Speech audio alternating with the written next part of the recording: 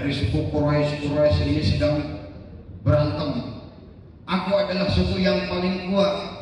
Aku orang yang paling banyak menyumbang. Aku yang harus meletakkan batu Hajar Aswad dipasangkan ke pinggir Ka'bah. Tapi Muhammad Rasulullah adalah manusia yang cerdas. Dari usia muda sudah mengajarkan adab. Ketika baginda Nabi besar datang, apa yang disampaikan oleh Rasulullah? Wahai tuan-tuan, izinkan aku memberikan saran. Kata Kanjeng Nabi, bagaimana kalau sebuah rida itu yang suka dipakai di sini adalah sorban, digelar, izinkan aku untuk meletakkan batu Hajar Aswad. Jadi semua suku Quraisy itu memegang ujung-ujung setiap rida yang biasa disebut sorban, yang imamah itu dipakai di kepala, itu namanya imamah. Akhirnya apa? Orang Quraisy yang dalam keadaan berperang melihat adab dari seorang pemuda, ya Allah, Rasulullah Shallallahu Alaihi Wasallam, akulah yang mengambil batu Hajar Aswad, diletakkan di atas rida, dipasang barang-barang. Muhammad Rasulullah mempunyai sifat fatonah, yaitu cerdas. Lalu bagaimana dengan kalian? Generasi Z katanya. Tapi itu generasi yang sudah dirusak oleh orang-orang Yahudi secara pemikirannya, secara akalnya, secara sifatnya, secara adabnya. Allah ridho kepada kita sebagai anak kalau orang tua kita ridho. Allah ridho mendapatkan ilmu yang manfaat kalau guru-guru kita ridho. Bagaimana kalian mendapatkan keriduan guru? Allah juga tidak akan memberikan keriduannya kalau guru-guru kalian, pemimpin kalian di sini tidak ridho. Itu catatan buat kalian. Paham? Ridallahu wa ridho lidin, ridallahu ustadi wa ridallahu kepada walidin. Begitu juga sama ridhonya seorang guru tidak terlepas daripada ridhonya Allah. Bisa dimengerti? Kalau pengen dapat ilmu yang bermanfaat, ingat, kamu harus ikutin, kamu dengerin nasihat-nasihat guru, pimpinan kalian. Kenapa? Itu adalah jalan terbaik untuk menggapai masa depan yang indah. Sekarang banyak di antara kalian, saya ini pintar, saya orang kaya, saya orang punya. Tapi ingat, innamal bu'ustu liutammima makarimal akhlak. Rasul diturunkan bukan untuk menjadi kaya, Rasul diturunkan bukan untuk menjadi pintar, tapi Rasul Allah turunkan ke alam semesta ini untuk menjadi manusia yang berakhlakul karimah. Mana buktinya? Tanggal 12 Rabiul Awal, demi Allah hari ini saya katakan Rasulullah adalah manusia pertama yang sudah mengajarkan adab kepada kita. Di saat Kanjeng Nabi pas Maulid, bayangkan, apakah ada seorang kiai, seorang habaib, seorang ajengan, seorang ulama, seorang wali yang pernah dimimpikan oleh malaikat Jibril? Tidak ada satupun makhluk selain Ummu Aminah binti Wahab. Kenapa dinamani Aminah? Karena Aminah adalah manusia yang amanah, yang dinikahkan dengan putra daripada Abdul Muthalib, yaitu Abdullah. Lalu bagaimana buktinya? Karena Abdullah Allah titipkan nurnya dari zaman Nabiullah Adam, nur yang sangat indah. Lalu dititipkan kepada Nabiullah Ibrahim, dititipkan kepada Nabiullah Ismail, sampai kepada Abdullah, putra Abdul Muthalib. Setelah menikah 10 hari Abdullah, ditinggalkanlah Ummu Aminah. Wahai istriku, aku ingin melakukan kebiasaanku. Apa? Aku ingin melakukan perdagangan. Ternyata 10 hari menikah, Ummu Aminah ini dalam keadaan hamil. Bayangkan, Ummu Aminah hamil pertama, yang datang malaikat Jibril. Merinding Ummu Aminah, tercengang Ummu Aminah, karena yang datang makhluk yang tidak pernah aku lihat di alam semesta ini, yaitu malaikat Jibril. Malam yang kedua datang lagi malaikat Mikail. Ada manusia yang pernah dimimpikan oleh malaikat Mikail? Sampai malam yang keempat datang malaikat Israil, malaikat yang sealam jagat ini itu takut kepada malaikat Israil. Tapi Ummu Aminah sudah dimimpikan, berarti yang ada dalam kandunganku ini bukan manusia biasa. Tanggal 12 Rabiul Awal Rasulullah terlahir ke alam semesta ini. Apa yang dikatakan Ummu Aminah? Ya Allah, bukan ya Allah, ya Tuhanku, ana ra'at nuran, aku hanya melihat cahaya yang lahir. Ana ra'at nuran, ana ra'at nuran, aku tidak melihat seorang bayi ketika aku sedang melahirkan. Karena yang aku kandung ini adalah cahaya yang Allah titipkan akan menjadi Sayyidul Alamin atau Nabi alam semesta ini, Khatamul Anbiya'i wal Mursalin, Nabi terakhir, Nabi pungkasan yang akan aku jadikan sebagai kekasihku. Subhanallah. Itulah Muhammad. Lalu apa yang diajarkan kanjeng Nabi dari mulai dilahirkan? Ketika Rasulullah terlahir ke alam semesta ini, datanglah Su'aibah al-Aslamiyah, itu julukannya ya. Su'aibah ini adalah perempuan kedua yang saya imani. Banyak sekarang mengaku Islam, tapi mereka mengkafirkan orang tuanya Muhammad. Ini orang-orang apa yang dikatakan Ali Ibnu Arabi, murid daripada Imam Ghazali, mal'unun. Mereka adalah orang-orang terletak mengaku Islam, tapi orang tua Muhammad adalah kafir. Hari ini saya nyatakan demi Allah, Ummu Aminah perempuan pertama yang iman, tapi referensi Islam belum ada pada waktu itu. Paham? Mengerti apa yang saya sampaikan? Kalau nggak mengerti berarti iman kalian ini tanda tanya. Terus alhasil Su'aibah al-Aslami, seorang budak, langsung mengambil kanjeng Nabi besar Muhammad, disusuin di sebelah kanan. Nggak lama setelah menyusui, kanjeng Nabi dalam keadaan tertidur. Ya Ummu Aminah, aku ingin pulang dulu. Aku ingin sampaikan kepada majikanku. Siapa majikanku? Abu Lahab. Wahai majikanku, keponakanmu, anak Abdullah telah terlahir ke dunia. Lantas dikatakan oleh Abu Lahab pada waktu itu, man khafafa fi yaumil islain. Hari ini dengarkan, saksikan wahai Su'aibah, karena engkau memberikan kabar gembira, keponakanku Muhammad telah terlahir, engkau aku merdekakan. Maka dikatakan man khafafa yaumul islaini fi adzabillah fi adzabil kubri, manusia yang sampai hari ini setiap hari Senin mendapat ampunan dari Allah karena saking bahagianya mendengar kabar kalau Rasulullah SAW terlahir, yaitu Abu Lahab. Tuh, apalagi kita manusia yang selalu berlinang dosa, berlinang kelupaan. Kalau kita nggak bahagia tentang kelahiran kanjeng Nabi, kita ini munafik. Abu Lahab tahu Abu Lahab? Kenal Abu Lahab? Kenal? Manusia jahanam, manusia biadab yang mencekam, yang ingin membunuh kanjeng Nabi. Tapi di saat tahu kabar kelahiran beliau, sampai hari ini para ahli kasab mengatakan yaumul istaini man khafafa fi azabil kubri. Allah meringankan azab kuburnya kepada Abu Lahab. Datang para saudagar-saudagar yang ingin menawarkan ASI, karena di Jazirah Mekah itu kalau kata kita mah orang yang gemuk-gemuk, maaf ya Allah, yang ininya besar-besar ingin menawarkan ASI.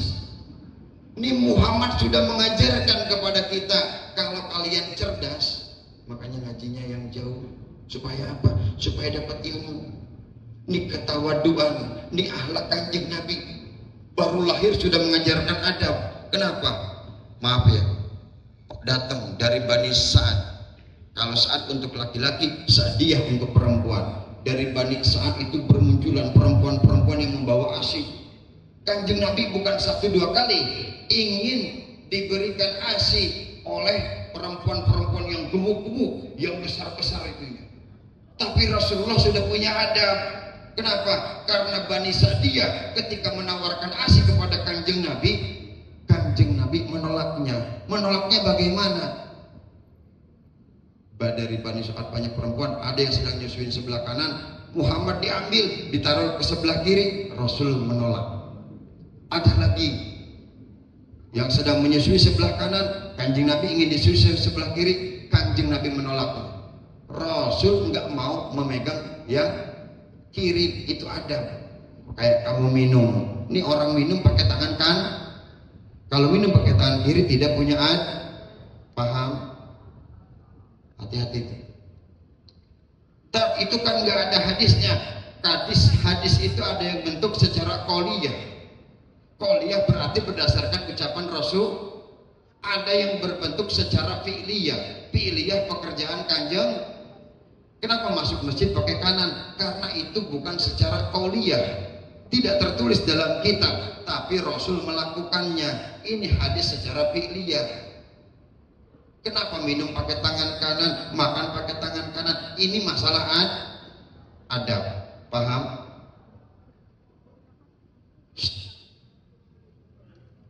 Tuh, Kanjeng Nabi udah nggak mau minum yang sebelah kiri. Masih bayi baru dilahirkan. Datang perempuan mulia, siapa? Halimah. Halimah itu nama aslinya, Sa'diyah julukannya dari Bani Sa'ad. Kalau Sa'ad untuk laki-laki, Sa'diyah untuk perempuan. Datanglah Halimatus Sa'diyah, perempuan dari suku Bani Sa'ad, perempuan kurus. Datang Halimatus Sa'diyah, sedang menyusui sebelah kanan, ditaruh anaknya, diambillah Muhammad, disusui yang sebelah kanan. Subhanallah, nih manusia hebat, Sayyidul Alamin. Muhammad adalah pangerannya semesta ini, junjungannya semesta ini. Lalu bagaimana kehidupan Halimah yang mempunyai domba, punya domba tapi nggak mengeluarkan susu? Tuh Halimah. Punya tanaman tapi kering semua, itu Halimah. Tapi ketika mengambil dan memberikan ASI kepada Rasulullah, apa yang terjadi? Dombanya gemuk-gemuk, tanamannya Masya Allah langsung subur-subur.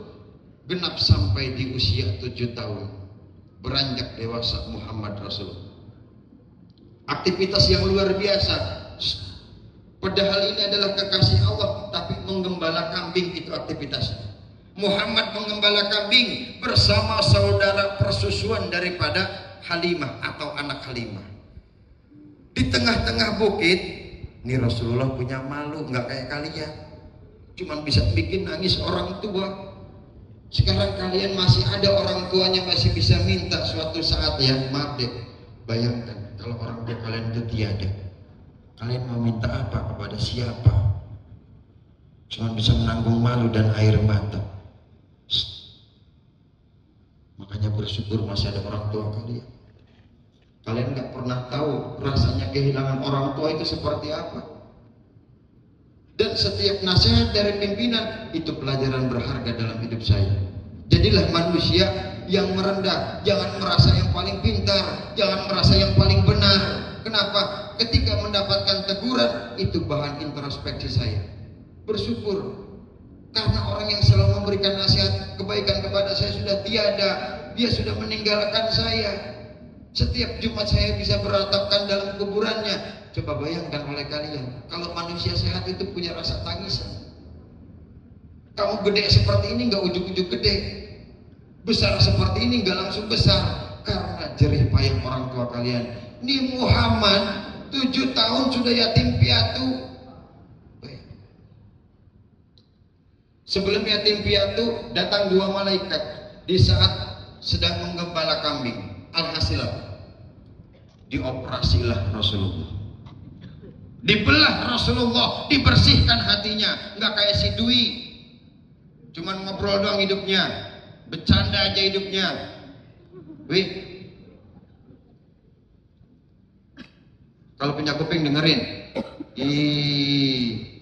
Muhammad di usia 7 tahun dibelah, dioperasi oleh malaikat Jibril juga Mika, dibersihkan.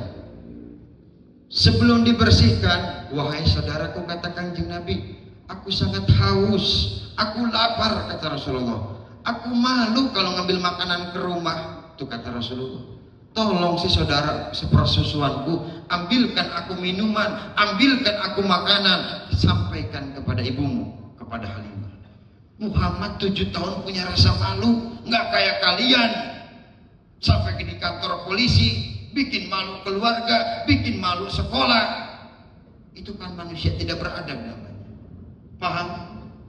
Pantas kalau beliau selalu marah, karena ulah kalian sendiri. Kalau kalian berprestasi, orang tua mana yang tidak bahagia? Tapi kalau kalian kabar di kantor polisi dengan kasus ini, dengan kasus ini, dengan kasus ini, ya Allah ya Rabbana, saya kemarin 2 hari, sehari itu nangis saja ya Allah. Sabar, sabar, sabar. Yang di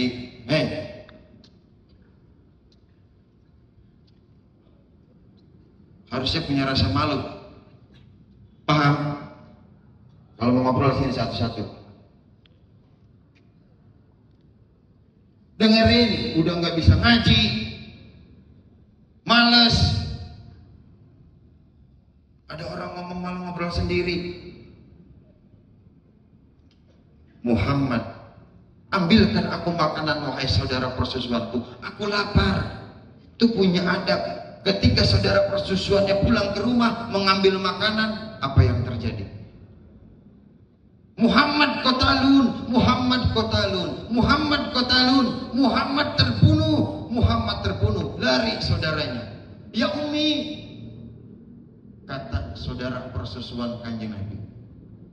Kata Halimah, ada apa wahai putraku? Muhammad qatalun, Muhammad sedang dibunuh, Muhammad sedang dibunuh. Hari itu juga Halimah Sa'diyah meringkak bulu, merinding bulu, merasa ketakutan. Ada apa? Ada apa wahai putraku? Mana suamiku? Suamiku Muhammad terbunuh. Datanglah Halimah ke tempat pengembalaan kambingnya Muhammad. Pas disaksikan, wahai Muhammad, ada apa? Apakah engkau terluka? Apakah engkau tersakiti? Karena merasa takut dan khawatir, akhirnya Halimah Sa'diyah mengantarkan pulang Rasulullah ke rumah Ummu Aminah. Ketika sampai di rumah Ummu Aminah, nih 2 kali saya kasih tahu, perempuan pertama yang iman kepada Allah hakikinya adalah Sayyidatuna Aminah binti Wahab. Ketika Halimah mengantarkan, wahai Aminah, aku antarkan putramu. Kenapa? Karena putramu ingin dibunuh oleh makhluk yang dilihat oleh anakku tidak tahu seperti apa.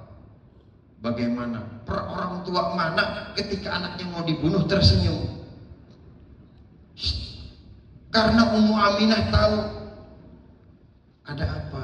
Anakmu ingin dibunuh oleh makhluk yang sangat menyeramkan, yang sangat subhanallah bercahaya. Siti Aminah anaknya mau dibunuh tapi tersenyum. Kenapa? Sebelum dia lahir aku didatangi oleh makhluk itu. Sebelum dia lahir aku didatangi oleh para seluruh nabi yang ada di alam semesta ini. Alhasil apa yang terjadi? Baiklah kalau begitu, Muhammad dikembalikan kepada Ummu Aminah dalam keadaan tersenyum, karena Aminah tahu kalau anaknya ini bukan bayi biasa, kalau anaknya ini adalah nur yang Allah titipkan dari zaman Nabiullah Adam alaihi. Singkat cerita, Ummu Aminah dalam keadaan yang tua renta membawa Muhammad ke kota Madinah, ingin memunculkan atau memberitahukan kepada putra tercintanya, karena dalam keadaan yatim. Apa? Makam orang tuanya daripada Muhammad, yaitu Sayyid Abdul. Pernah dengar lagunya Bang Iwan Fals? Ribuan kilau jarak yang kau tempuh, pernah dengar? Itu kalau dalam kitab Arud itu namanya syair. Itu syair Bahar Rojas. Itu nada Bang Iwan Fals menggambarkan bagaimana Muhammad menggendong Ummu Aminah sebelum wafat. Di mana meninggalnya? Di kota Abwa, Bainal Makkah wal Madinah. Itulah tempat wafatnya Ummu Aminah yang digendong oleh Rasulullah sampai kaki Kanjeng Nabi ini berdarah. Tuh, seorang anak yang taat kepada orang, bukan menangisi orang tua karena kesalahan kalian, karena kebodohan kalian, karena kehilapan kalian. Itu namanya anak dajjal namanya. Paham? Kalau punya rasa malu, pakai akal sehat deh. Ini anak dari bayi nggak ujuk-ujuk kayak begini. Nanti kamu ngerasain kalau udah jadi kepala keluarga itu seperti apa. Tanggung jawabnya. Biar, maaf nih ya, kalau bisa anak saya sakit, pindahkan ya Allah sakit itu untuk saya. Supaya anak saya jangan sampai sakit. Itu orang tua. Tanya semua orang tua supaya ketika anaknya sedang sakit, biar saya yang terhina, biar saya yang dimaki orang, biar saya yang merasa rugi ya Allah. Tapi ingat, orang tua mana yang tidak memikirkan anaknya? Karena semua orang tua selalu berharap dengan harapan yang penuh harapan. Semoga anaknya menjadi orang yang sukses, menjadi manusia yang tidak terhina, menjadi manusia yang dewasa, menjadi manusia yang berharga. Ketika Muhammad Rasulullah diantarkan oleh ibunya ke tempat pemakaman ayahnya, apa yang terjadi? Muhammad membersihkan sekitar makam. Ini Adam. Kalau ziarah kubur bersihin mak, itu pernah dilakukan oleh Rasulullah. Setelah dibersihkan, berdoa. Jangan lupa, berarti kalau kau ziarah kubur itu jangan lupa. Setelah berdoa lalu diapakan? Kanjeng Nabi ingin menghiasi makam ayahnya tercinta atau kuburannya. Kanjeng Nabi mencari pelapah kurma. Tahu pelapah kurma? Kembang-kembang. Kalau dulu kan di Arab kan nggak kayak kita sekarang banyak kembang. Ditaburilah di atas kuburan orang tuanya Abdullah. Maka adat ketika kita ziarah kubur memberikan yang namanya kembang itu pernah dilakukan oleh Rasul. Paham? Mana dalilnya? Memberikan kembang ke kuburan. Nih saya kasih tahu buat kalian ya. Rasulullah pernah, cuman pelapah kurma untuk menghiasi pesarian ayahnya. Paham? Kalau lebaran pada ngasih kembang itu adat. Tarkul adat adawa, orang kalau meninggalkan adat akan dibenci. Beranjak dewasa Muhammad Rasulullah Sallallahu Alaihi Wasallam, ketika perjalanan pulang setelah berziarah ke makam Abdullah, Ummu Aminah meninggal dunia. Muhammad yang miskin, yang dari mulai kecil cuman bisa berkalam tauhid, hanya Tuhanku Allah, tapi tidak menyebutkan Islam.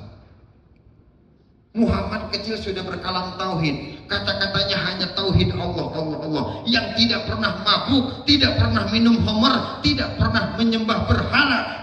Bainal Lata wal Uzza, itu berhala yang ada di Mekah yang disembah oleh orang kafir Quraisy. Muhammad luar biasa. Waktu kecil mempunyai adab, nggak pernah ngomongin kafir, nggak pernah minum khamar, nggak pernah main judi, nggak kayak kalian. Yang cowok punya handphone itu dimanfaatin sebaik-baiknya, bukan main judi online. Paham? Itu dosa yang nggak kerasa, yang bikin kalian malas sekolah. Hati-hati tuh yang main judi online ya. Mudah-mudahan di sini mah nggak ada ya. Amin. Yang putri juga sama, punya handphone buat komunikasi, bukan untuk foto-foto yang nggak pantas. Paham? Saya kasih tahu sekali lagi, satu foto kalian, maaf nih, dengerin. Itu foto-foto yang secara ini aja hati-hati akan dipertanggungjawabkan nanti. Apalagi foto-foto yang ya Allah ya Rabban, yang tidak pantas untuk dilihat. Satu helai rambut kalian itu sudah auq buat yang muslim. Paham? Ini satu helai ini udah termasuk auq. Yang ngerasa pakai kerudung dengerin. 7 pintu neraka menanti kalian kalau ada satu helai terurai. Dengerin yang putri. Jaga marwah kalian. Jangan dipamerkan ke seluruh orang, apalagi sampai kulitnya kelihatan. Ya Allah, itu nangis saya lihatnya kayak begitu tuh. Marwah perempuan. Saya maaf ya, Pak Haji selalu berbicara. Itu diperhatiin, semuanya kalian itu harga diri. Mulai dari ujung rambut kalian. Ini malah di video-video ini. Paham? Lumba-lumba.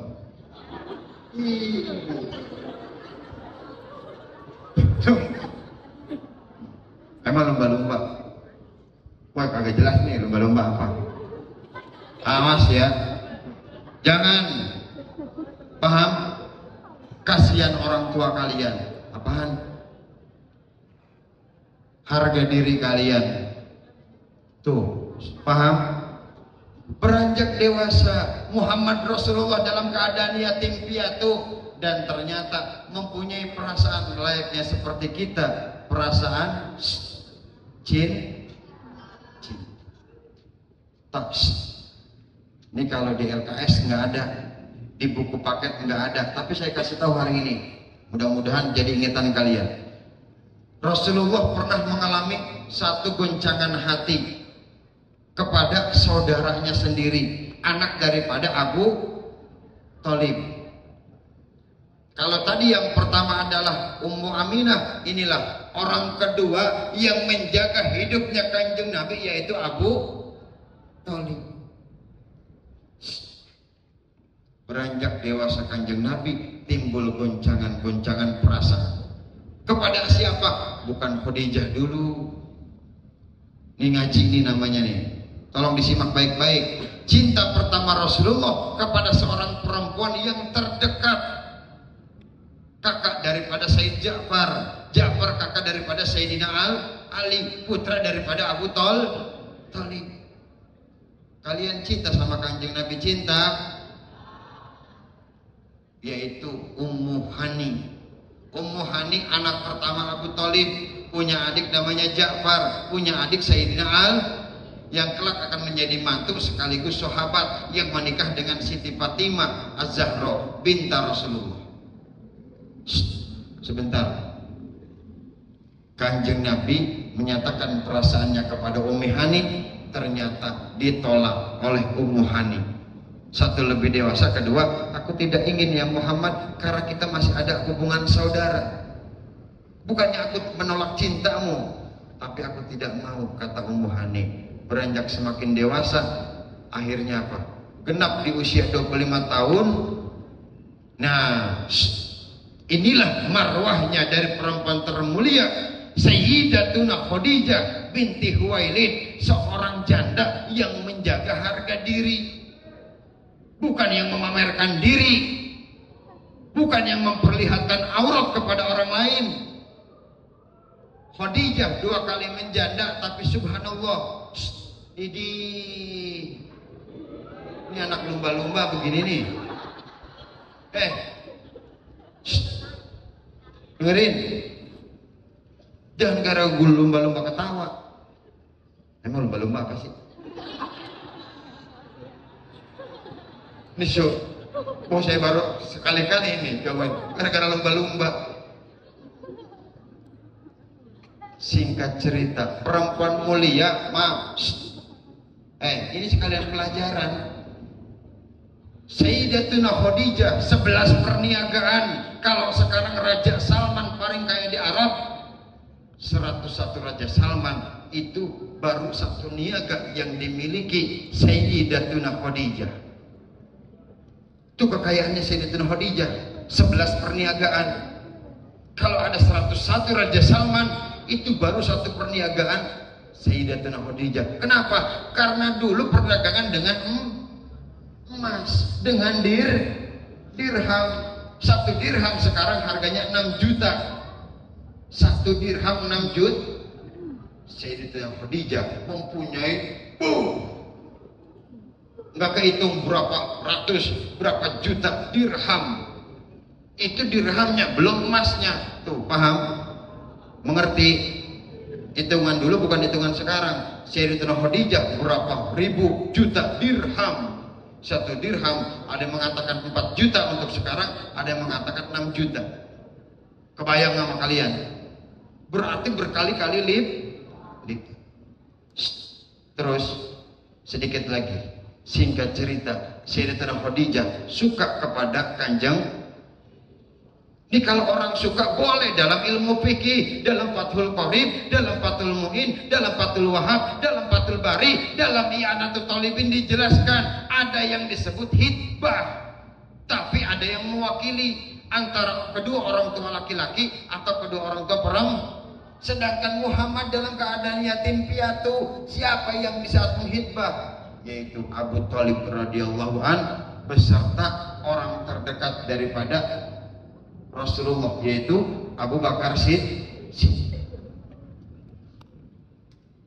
Singkat cerita, Sayyidatuna Khadijah melontarkan kualitas perkataan yang mulia.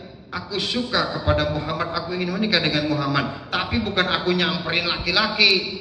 Paham? Ini ada perempuan, paham? Jangan jual diri kalian untuk laki-laki, apalagi codot-codot begini. Ya, ingat orang tua, harga diri orang tua ada di kalian. Itu suka dengerin yang dikatakan Pak Haji, suka dengerin. Semuanya itu harga diri. Ini dilihatin ke orang-orang. Mal'unun, bakal dilaknat, terhina kalian itu. Paham? Satu helai rambut, 7 pintu neraka menanti kalian. Kedengeran? Kedengeran? Satu helai rambut, 7 pintu neraka menanti kalian. Tuh ya, dengerin. Siti Khadijah ngomong, laki-laki kepada Kanjeng Nabi, wahai saudara, ya Abu Thalib, aku sudah menikah 2 kali. Aku tidak akan menikah lagi selain dengan Nabi akhir zaman, dengan yang namanya Muhammad. Itu janji Siti Khadijah. Dan ini catatan buat ibu-ibu khususnya, ketika Siti Khadijah menikah dengan Rasulullah, 11 perniagaan yang dimiliki oleh Siti Khadijah, hari ini wallahi aku akan meninggalkan perniagaanku. Semua yang aku miliki, kata Siti Khadijah, hanya milikmu wahai suamiku. Itu Siti Khadijah. Tuh, jadilah perempuan yang seperti Siti Khadijah.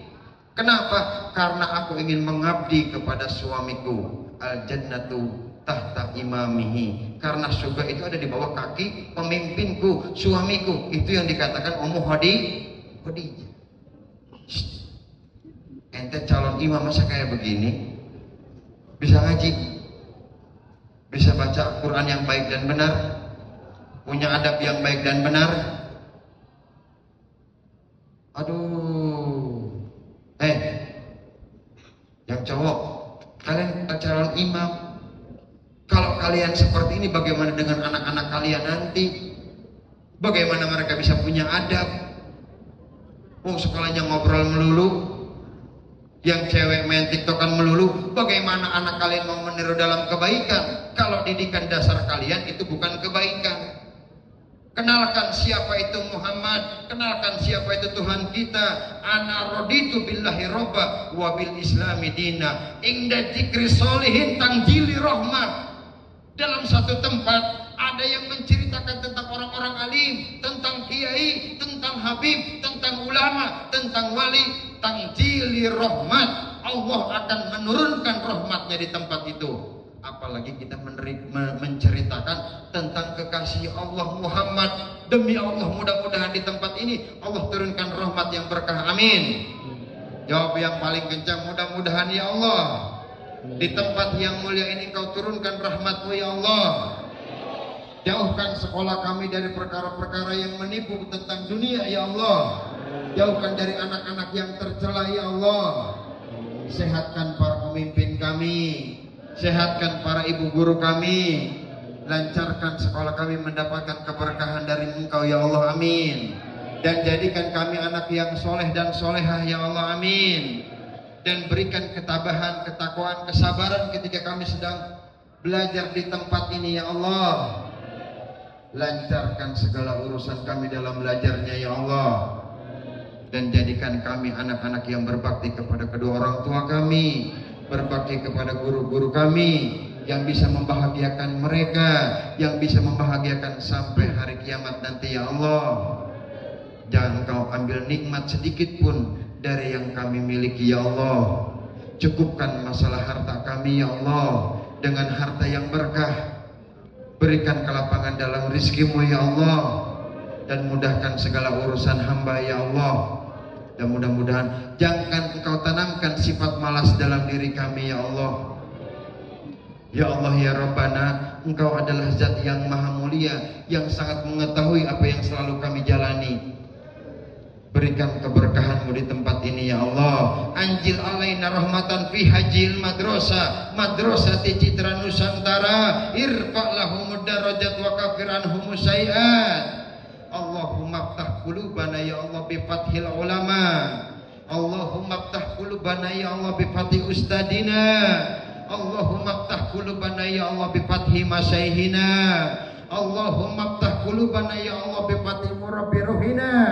Allahumma aftah qulubana ya Allah bi fathin nabiyuna wa maulana Muhammad sallallahu alaihi wasallam bi rahmatika ya arhamar rahimin. Allahumma anjil alaina rahmatan wa nikmatan wa syafaatan wa barakatan minka salamatan fi hajil madrasah ya Allah. Madrasati Citra Nusantara, irfa lahumud darajat wa kafir anhum sayiat. Allahumma ballighna Makkah wal Madinah li ziyarati haramika wa harami habibika wa rasulika wa nabiyyika wa maulana Muhammadin sallallahu alaihi wasallam usran ma yusran maratan ba'da maratin ya Allah. Allahumma aftah alaina hikmataka wa ansur alaina rahmataka wa zakirna ma nasina ya jal jalali wal ihram. Allahumma ja'alna hajihi jam'an jama'atan marhuman ya Allah. Allahumma ja'alna hajihi jam'an jama'atan mabruran ya Ghafur.